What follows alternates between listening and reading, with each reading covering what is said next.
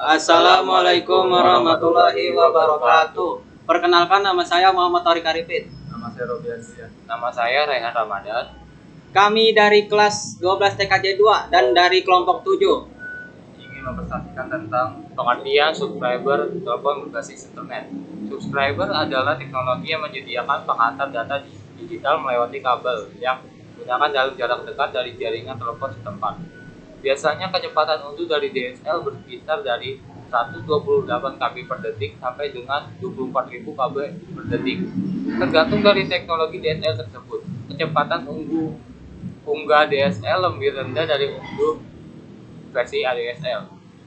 Digital Subscriber Line atau DSL merupakan teknologi modem yang menggunakan jalur telepon yang sudah ada untuk menyalurkan data dengan bandwidth lebar, seperti multimedia dan video. Salah satu contoh yang menggunakan DSL di Indonesia adalah PT Telkom dengan nama Speedy.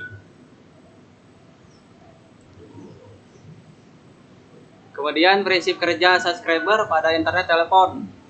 Asymmetric Digital Subscriber Line (ADSL) menggunakan kabel telepon yang telah ada. Jadi, bukan menggunakan fiber optik. ADSL juga dijuluki revolusi di bidang internet atau istilah asingnya yaitu broadband. ADSL mampu mengirimkan data dengan kecepatan bit yang tinggi, berkisar antara 1,5 Mbps sampai dengan 8 Mbps untuk arah downstream atau sentral sampai pelanggan, dan antara 16 kbps sampai 640 kbps itu untuk arah upstream atau pelanggan sentral. Kemudian transmisi ADSL inilah yang mampu mengirimkan layanan interaktif multimedia melalui jaringan akses tembaga. ADSL sendiri itu merupakan salah satu anggota dari DSL family teknologi. XDSL sendiri mempunyai berbagai macam variasi. contoh DSL. Berikut ini adalah contoh teknologi DSL, biasanya disebut XDSL, termasuk 1. ADSL yaitu High Bitrate Digital Subscriber Line, 2. SDSL yaitu Symmetric Digital Subscriber Line, 3. ADSL yaitu Asymmetric Digital Subscriber Line, 4. RADSL yaitu Rate Adaptive Digital Subscriber Line, 5. FDSL yaitu Very High Rate Digital Subscriber Line, 6.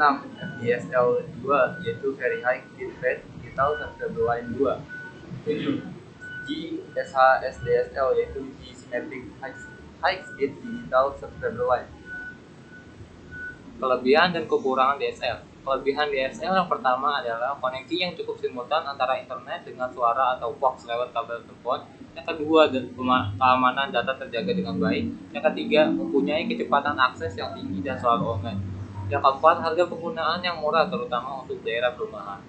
Kekurangan DSL yaitu yang pertama, kabel tembaga dari CO untuk pelanggan yang panjang. Yang kedua, terdapat load voice dan bit step. Yang ketiga, hambatan ketiga yaitu serat optik.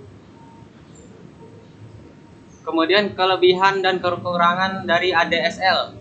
Pertama, kelebihan ADSL. 1.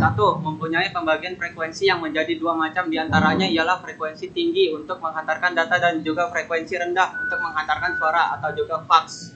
Yang kedua, di Indonesia itu bagi pelanggan yang menggunakan Speedy, maka ADSL membuat sebuah kegiatan berinternet menjadi lebih hemat, sehingga bisa untuk melakukan akses internet tanpa mengkhawatirkan tagihan yang sangat mahal.